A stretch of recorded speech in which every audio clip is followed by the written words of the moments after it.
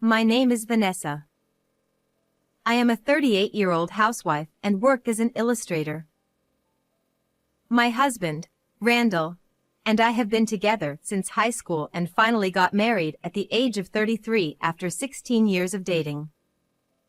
He is a lawyer, and it's been 5 years since he established his own law firm.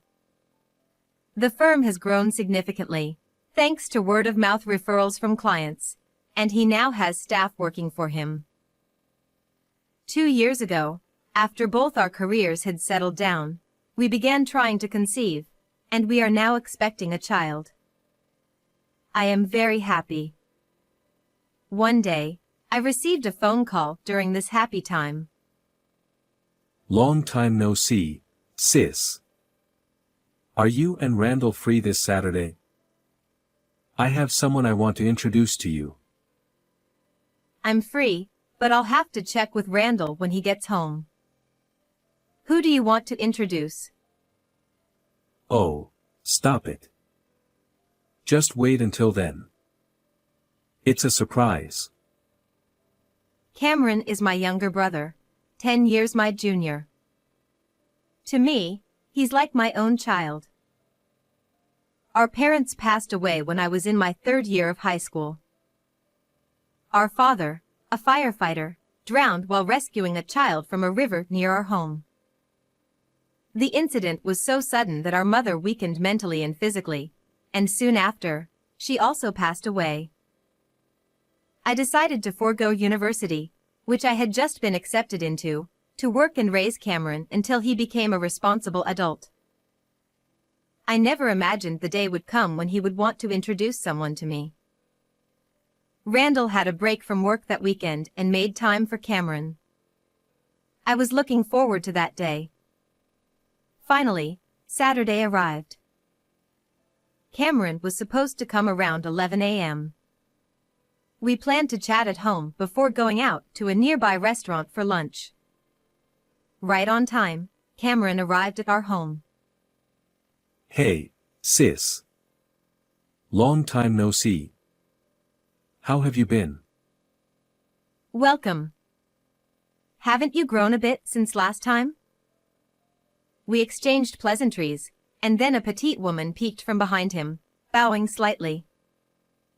So, the person you wanted to introduce is this lovely lady? Yes. Let me introduce you. This is my fiancée, Leah. Nice to meet you. I'm Cameron's sister. Come on in, no need to stand at the door. Randall and I exchanged glances, surprised by the name Cameron introduced. Leah seemed like a cute, modern young woman, with flashy nails and piercings. She bowed again and followed Cameron into the living room. Let me formally introduce you. This is my fiancée, Leah. Isn't she cute? Nice to meet you. I'm Leah. It's a pleasure.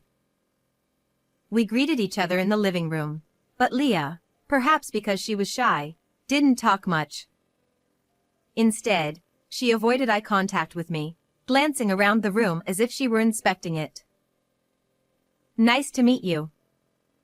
Again, I'm Cameron's sister, Vanessa. And this is my husband, Randall. Nice to meet you. Cameron told me he had a cute girlfriend, and he was right. Oh, was that inappropriate? Sorry. Randall, worried that he might have said too much, inadvertently lightened the atmosphere with his words, and the conversation continued with smiles. Oh, thank you. Leah, how old are you? Where did you meet Cameron? I'm 22. We met at a dinner party. I see. So young. I'm envious. At 40, I couldn't help but feel envious of Leah's youth. I wonder what I was doing at 22. Though I had no regrets, it was a time of both fun and hardship. As I reminisced about my past, Randall spoke up. That sounds nice. I wish I could have gone to such parties. He sighed with a smile.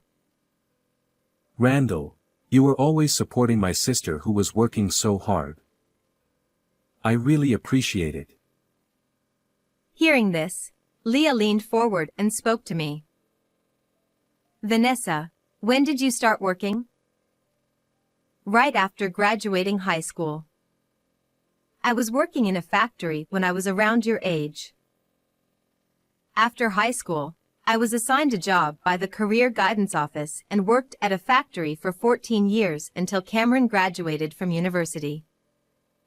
Leah looked at me with pity in her eyes. You must have had a tough time. Working non-stop without going to university. Hearing this, Cameron, who had been enjoying the conversation, now looked downcast. I told Cameron, I don't want you to think it was your fault. It wasn't really tough. I had fun. I might have entered the adult world a bit earlier than others, but it was interesting. Leah, are you a university student? Yes, I'm planning to submit our marriage registration as soon as I graduate and become a housewife. Hearing this, Cameron lifted his face, and his smile gradually returned, which relieved me. Leah wanted to marry while still a student, but Cameron, being a firefighter, convinced her to wait until she graduated. Leah reluctantly agreed. Her family runs a company, so she's never had to worry about money and has never worked a part-time job. Perhaps because of this, she thinks that women who don't work are the winners in life and seem to pity me for having worked. While I don't think people who work are necessarily superior, I believe work experience is an essential skill for life. I realized that Leah and I had different values, but she's still in her early 20s, so I decided to let it go. Afterward, we went to the reserved restaurant, had various conversations, and enjoyed our meal. Cameron, why is she his choice for a wife? They haven't even been dating for 6 months, right? After Cameron and Leah left, Randall muttered.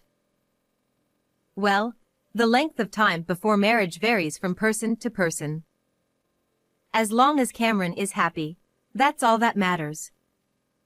But yes, she certainly seemed like a sheltered young lady. Initially, I was simply happy that my little brother was getting married, but Randall's words made me a bit uneasy. 2 months passed since Cameron introduced Leah to us, and they were coming over again. This time, they wanted to hand-deliver the wedding invitations. As soon as Cameron entered the living room, he handed me an invitation. The wedding is set for 3 months from now, in March. Both of you must come. Oh, that's quite soon. I wondered if they could manage such a large event in time. Leah insisted on having the wedding right after graduation. Well, the younger, the cuter, right? I stared at Leah, unable to help myself. Is there something on my face? She looked back at me with a displeased expression. Oh, no. Sorry about that. I was just wondering if you plan to work part-time after getting married. I had been curious about this. What are you talking about?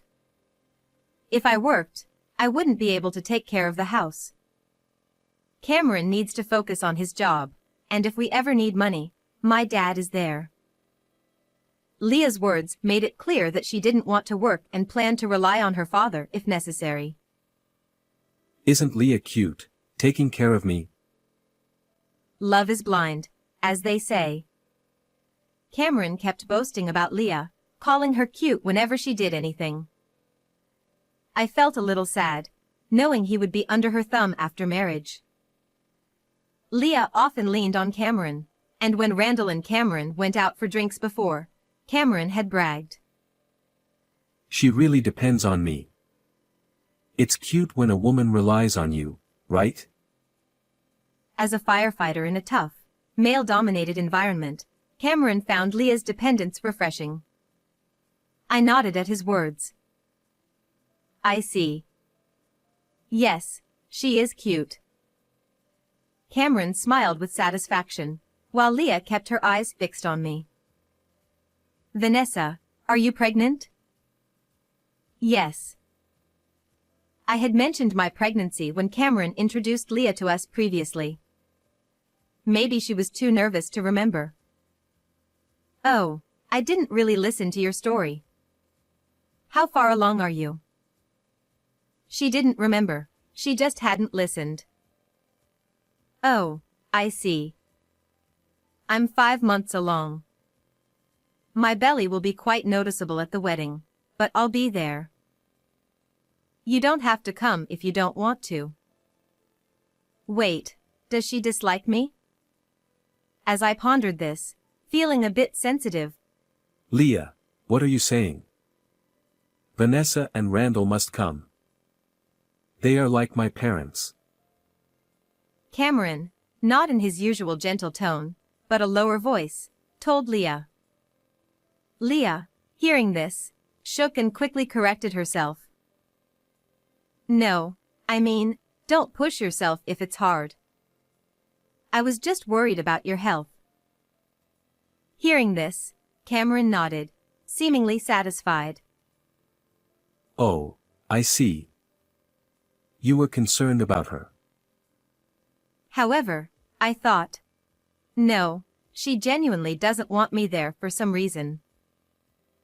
After that, Leah called me once a week to say, Vanessa, how are you feeling?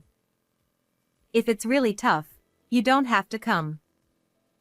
Actually, if you feel even a little bit off, please don't come. I kept wondering what I had done to Leah, but I couldn't find an answer. Since she seemed to get along well with Cameron, I didn't want to worry my brother about it, so I only consulted Randall, asking him not to tell Cameron. Time passed, and the day of the wedding arrived. As planned, Randall and I headed to their wedding. The ceremony went smoothly, and I was so moved that I cried. Randall, who held my hand and led me to the reception hall, was surprised. Your seat is the only one not prepared. What? Why? I wiped my tears in shock and told the staff. Excuse me, I'm Cameron's sister, but I can't seem to find my seat. The staff, flustered, replied, Please wait a moment. After checking, they apologized and told me that my seat was indeed missing. Why? Isn't it a mistake? I have a seat, but his real sister doesn't. As the staff was at a loss, Leah appeared from behind, laughing loudly. You don't have a seat.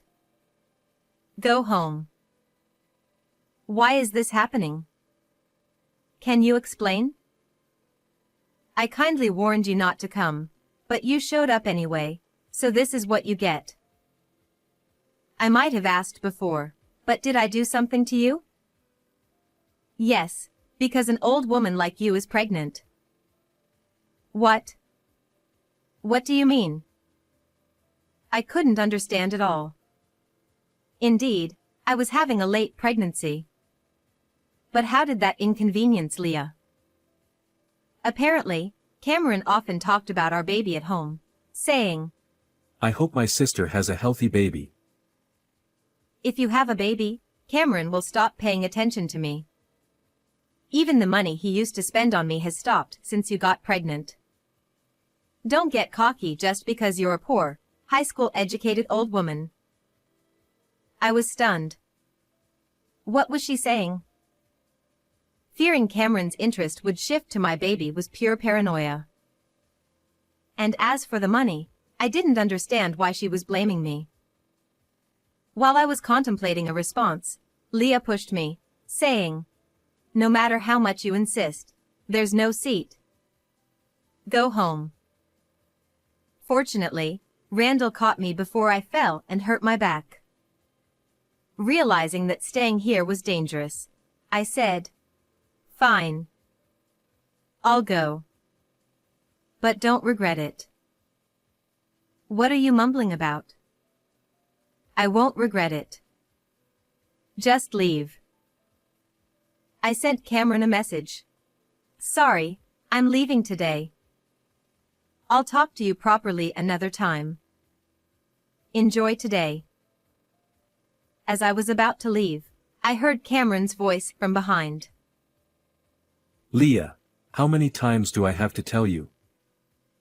I spent all my savings on this wedding because it was expensive. That's why I can't buy what you want." That's obviously a lie.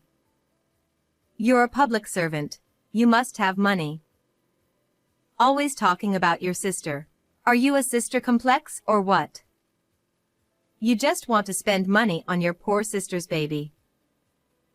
Leah wasn't listening to Cameron at all. Then, a new figure appeared. "What's all this commotion?"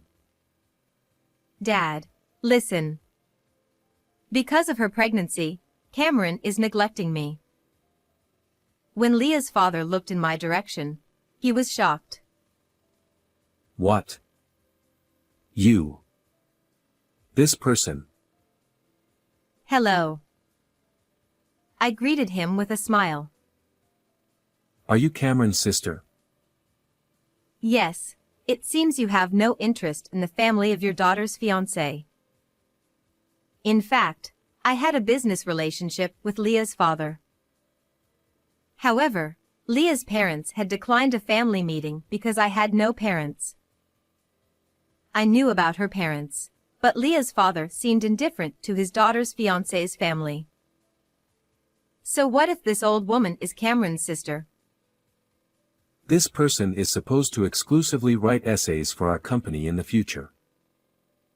So what? Didn't you say high school graduates are incompetent, Dad? "No, Vanessa's essays are quite popular and she's very talented. Several companies wanted to sign her, but recently she decided to contract with our company." That's right. Since you are my brother's future in-laws, I thought I'd work with you.